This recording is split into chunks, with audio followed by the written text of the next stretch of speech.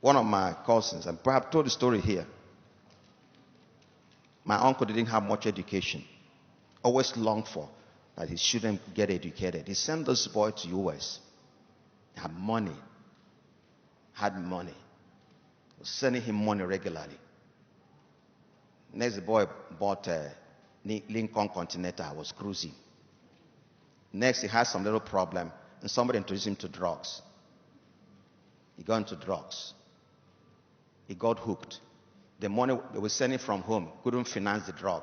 He started selling to finance his addiction. Eventually, he was nabbed, in prison, and extradited. If you see that boy in the village today, if they say he went to primary school, you won't believe it. He said after drinking palm wine, he started talking Americana. That's the only evidence. Squandered inheritance. That broke my uncle's heart. May God not give you that kind of child. Amen. And may we not squander God's inheritance. Amen. How did Israel manage their inheritance? They lost it after other things. We don't have time to read this scripture. When you go read them. In book of Numbers, the mixed multitude cried after God, said, we want meat. We are tired of this manna. They ridiculed the bread of heaven. Like many of us are finding Christianity boring.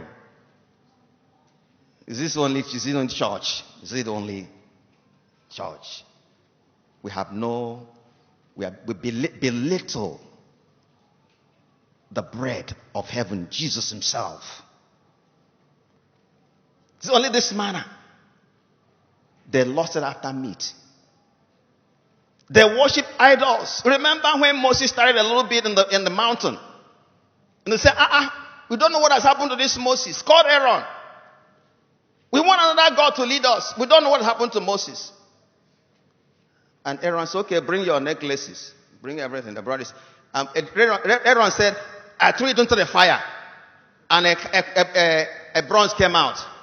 And said, this be the God that brought you out of Egypt. And they ate, they drank, and they danced. Worship at golden idol. People that Jehovah, ancient of days, performed miracles in Egypt, dried the Red Sea, done incredible things in the wilderness. They say it's no longer good enough for us. Let's make ourselves our own God. Are you making your own God? It's no longer enough. The power of God is no longer enough. You're going to shrines, seeing all kind of places. You say, you don't have to come, bring your cloth. We go and pray for you. And you come to church. Are you creating your own God? Because Jehovah is no longer strong enough for you.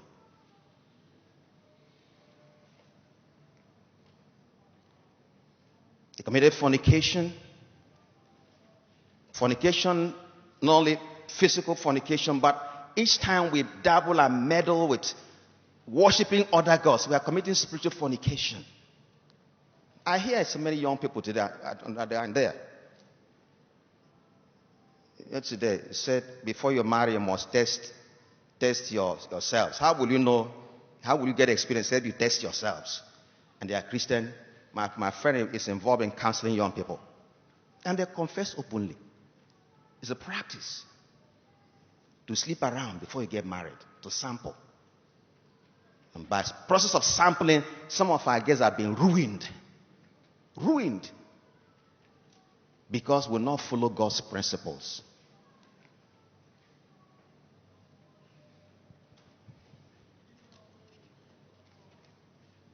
They tempted God. In Numbers 21, they came to Egypt and said, did you bring us out here in the wilderness to die? In other words, God made a mistake. We preferred it in Egypt. Egypt was a better deal than here. We remember the stuff we used to eat, the garlic, the onion, the whatever they used to eat. And you want us to starve here. Is the world now a better deal for you than God? Have you come to the point that you can say, you have turned your back? No turning back, no turning back.